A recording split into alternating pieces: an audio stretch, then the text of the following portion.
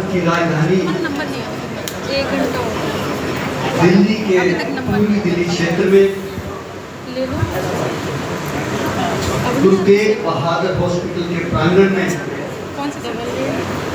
आज all India SC/ST OBC minorities doctors and employees association और समता सैनिक दल के सभी माननीय सम्माननीय ऑर्गेनाइजर्स, मंच पर बैठे हुए आदरणीय वशिष्ठ अतिथि,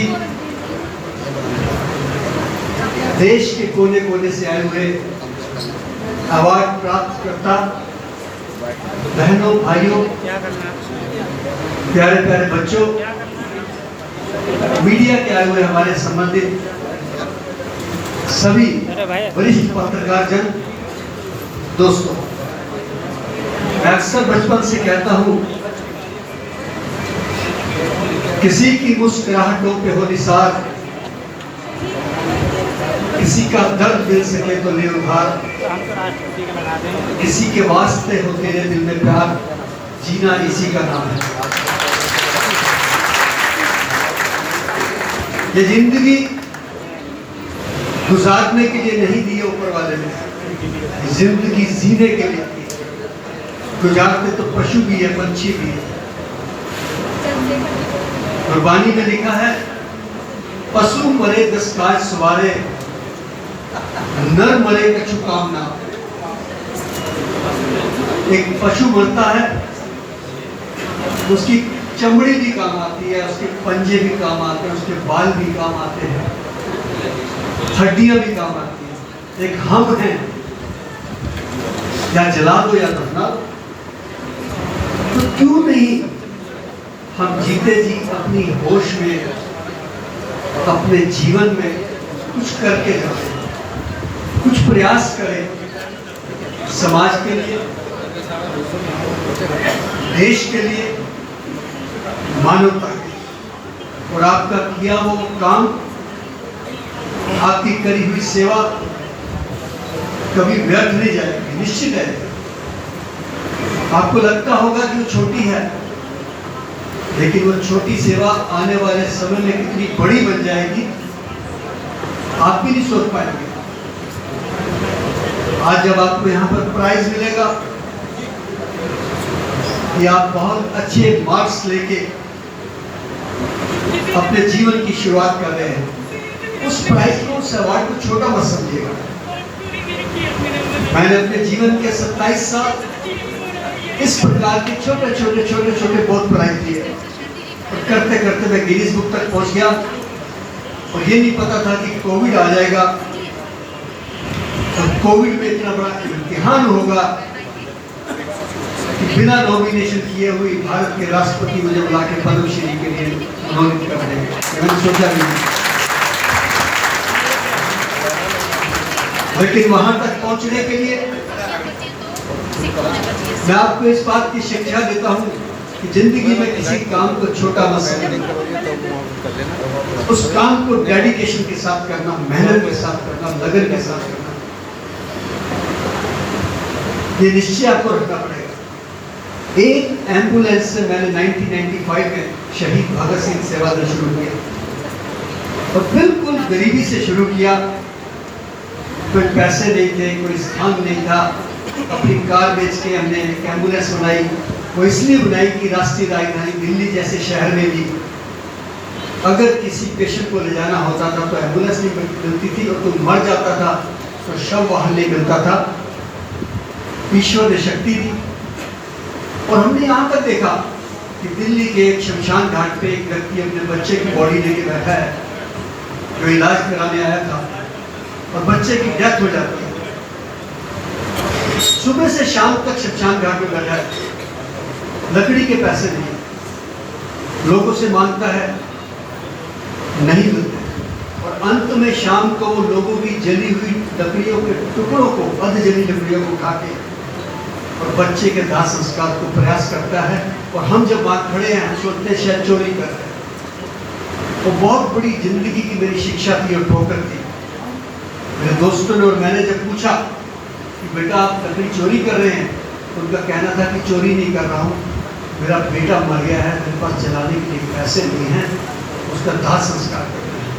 उस एक छोटे से एपिसोड ने हमारे जीवन को बदल दिया कि राष्ट्रीय राजधानी, जहाँ लोग अपनी शादी पे करोड़ों रुपये लगाते हैं, मकान पर लगाते हैं, गाड़ी पर लगाते हैं, जन्मदिन पर लगाते हैं, उसी राष्ट्रीय राजधानी के अंदर एक पिता अपने पुत्र की डेड बॉडी को लेकर बैठा है।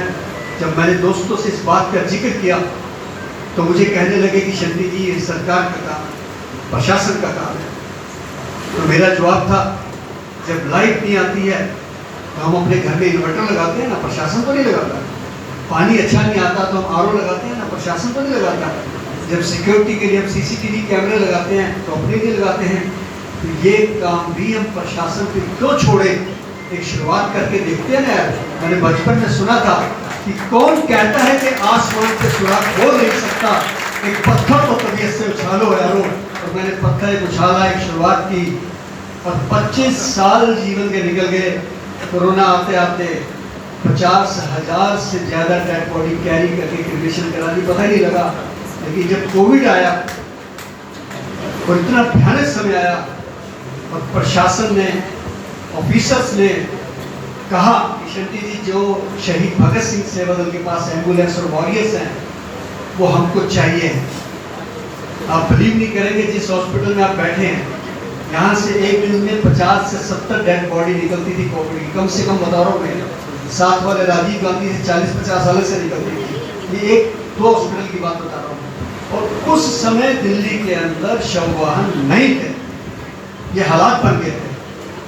तो ईश्वर ने शक्ति दी, मेरे सारे वॉरियर्स ने काम किया। 2 बार हम उसमें निपट गए, बच के आ गए। 2 ड्राइवर मेरे शहीद हो गए।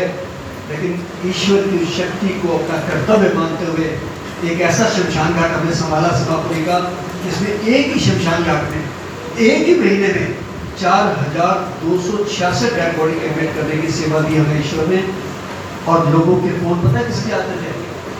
ऑफिसर्स के, IPS के, IAS के, शंटी जी जरा जल्दी संस्कार करो। 80 नंबर वेटिंग है, 90 नंबर वेटिंग है।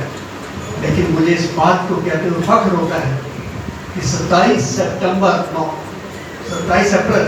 रात के 2:30 बजे एक ऐसा फोन भी आया जिसने मेरे जीवन को बदल दिया। जब मुझे कहा गया कि जल्दी फोन सुनिए, किसी बहुत बड़े व्यक्ति का फोन, तो मैंने यही कहा कि शायद जल्दी संस्कार कराना होगा। लेकिन वो फोन जब मैंने कान से लगाया तो जब उधर से आवाज़ आई कि शंटी जी हम आपको लाइव देख रहे हैं टीवी के ऊपर, सारा देश आपके साथ है, इसी तरीके से सेवा करते रहिए, ईश्वर आपकी मदद करेगा, जय हिंद। मैंने कहा कौन बोल रहे हैं? कहने लगे मैं प्रधानमंत्री नरेंद्र मोदी बोल रहा हूँ। मैं सोच नहीं सकता था कि देश का जो मुख्य सेवादार है इतने माइक्रो लेवल पे भी काम कर सकता है, मैं सोच भी नहीं सकता। अगले दिन मुझे उपराष्ट्रपति जी का फोन आया, वेंकैया नायडू जी का। उसके बाद बता नहीं सकता कि अक्षय कुमार जी ने 2 एम्बुलेंस भेजी, सलमान खान के, कौन मैं बता नहीं सकता किसी ने मदद में हमारे साथ हाथ बैठा दिए। लेकिन मैं बताना चाहता हूँ कि आपको अग्रसर होना पड़ेगा। ये उसी दिल्ली में बैठे हैं आप, उसी दिल्ली में जहाँ कोरोना के अंदर एक रात में 25 लोग जयपुर गोल्डन हॉस्पिटल में गए थे, सबको पता है, कुछ भी बात नहीं है। जहाँ डॉक्टर्स ने बहुत सेवा की, नर्सेस ने बहुत सेवा की, टेक्नीशियंस ने भगवान के रूप में काम किया। सब इन लोगों ने, तीनों ने, एम्बुलेंस ड्राइवर, शमशान घाट पे काम करने वाले लोग, इन लोगों ने बहुत सेवा की, इसमें कोई दो राय नहीं, ये भगवान के रूप में थे। लेकिन कुछ ऐसे लोग भी थे जो राष्ट्रीय राजधानी में 2,000 वाला इंजेक्शन 2 लाख का बेच रहे थे, वो भी आपके सामने थे। जो 500 वाला ऑक्सीजन का सिलेंडर 5,000 50,000 तक बेचते रहे। तो उस समय भी हम लोग अपनी सेवा में लगे रहे, डटे रहे। हमने पता नहीं घर से 40-50 बॉडी रोज उठाई।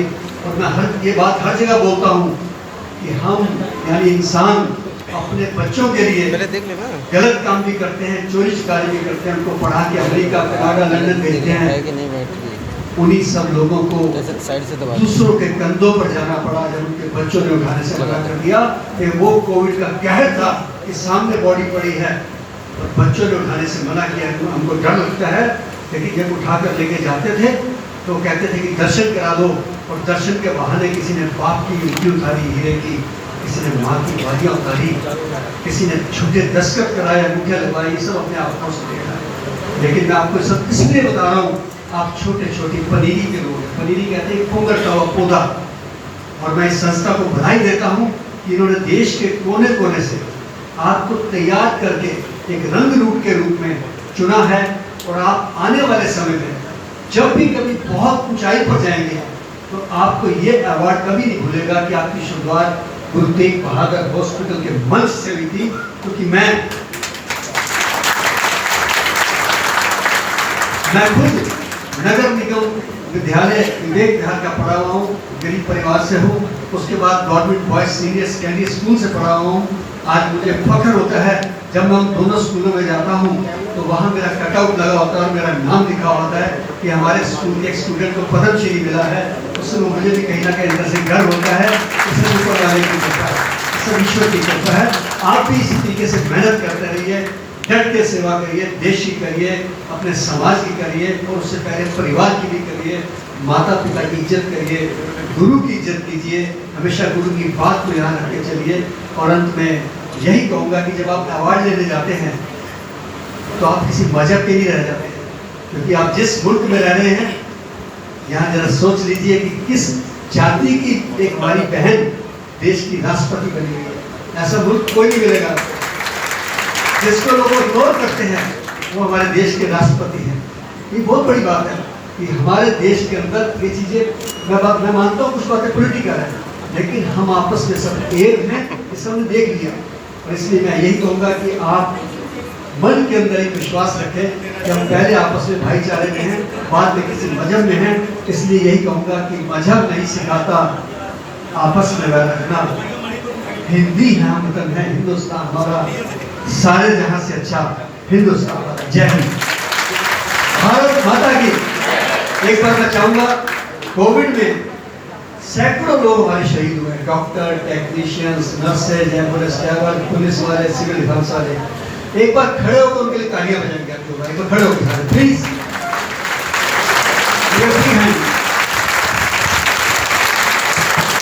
शुक्रिया, धन्यवाद।